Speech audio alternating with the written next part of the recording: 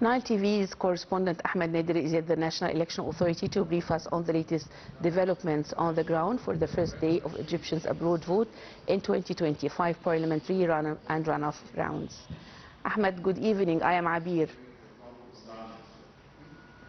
Good evening, Awir. I am Ahmed, and I'm at the National Election Authority headquarters at Al Qasr Al Ain Street at near Tahrir Square. And as you mentioned, that the voting for the Egyptian expatriates, it began firstly for the Egyptian expatriates in New Zealand, which is usually the inaugurating embassy or the inaugurating diplomatic mission all over the world, as Councillor Ahmed bin Dari, the head of the Executive Committee of the National Election Authority, said at 7 p.m. Cairo local time, the press conference that took place here just behind me for about 10 or 15 minutes, and he stated that the process for the elections for the Egyptian expatriates that started in New Zealand as usual, and it will be ending at Los Angeles or in Los Angeles of the United States of America as usual as well. And we have not seen or heard about any irregularities or any violations in 117 countries, in 139 diplomatic missions, embassies and consulates all over the world. And the rerun, Abir, of course, it will be taking place, as he mentioned, for the Egyptian expatriates on Monday, on Tuesday, and for the Egyptians living within Egypt, for the Egyptian citizens, on Wednesday and Thursday. It will be held in different governorates, like, for example, the governorate of El Giza, more specifically in the constituency of Imbaba, which is a big one with a big population. The governorates of El Fayoum, Sohag, Asyut and Qina in Upper Egypt, and one big metropolis, which is Alexandria, as the constituency of Ar-Raml. It will be witnessing the rerun for the elections for the Egyptian expatriates. And finally the governorate of El Bihira, as I mentioned. Those are 7 governorates with 19 constituencies, as mentioned by Councillor Ahmed bin Dari, the head of the Executive Committee of the National Election Authority.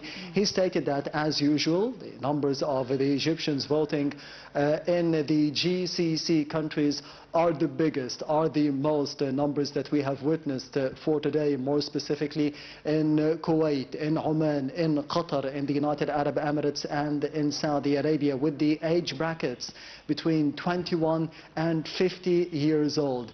Most of them are young men living outside of Egypt and working in the GCC countries, and they went and voted for their preferred candidates in the 7 governorates and those 19 countries. And he specified that in the GCC countries we needed a lot more people to be supervising and observing the elections, the parliamentary elections for the expatriates. So there was coordination between the National Election Authority and the Ministry of Foreign Affairs, as usual, as we have seen this for months, ever since the first phase for the first embassy and the first consulate to be opening or inaugurating the voting in the month of August for the Senate elections. We have seen this coordination between the Ministry of Foreign Affairs and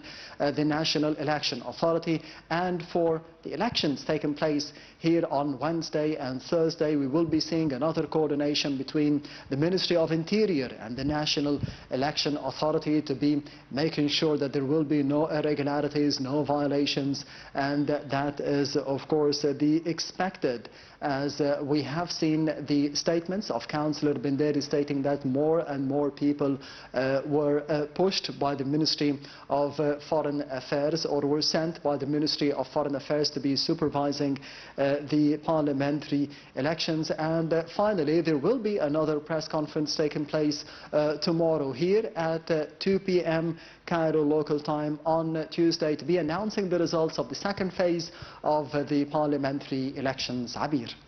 Yes, Ahmed Nader, our correspondent from the National Election Authority, thank you very much for the latest updates concerning the voting abroad and voting in general. Thank you, Ahmed, for joining us. Executive Chief of the National Election Authority, Ahmed Al-Bandari, held a press conference on Monday to follow up on the vote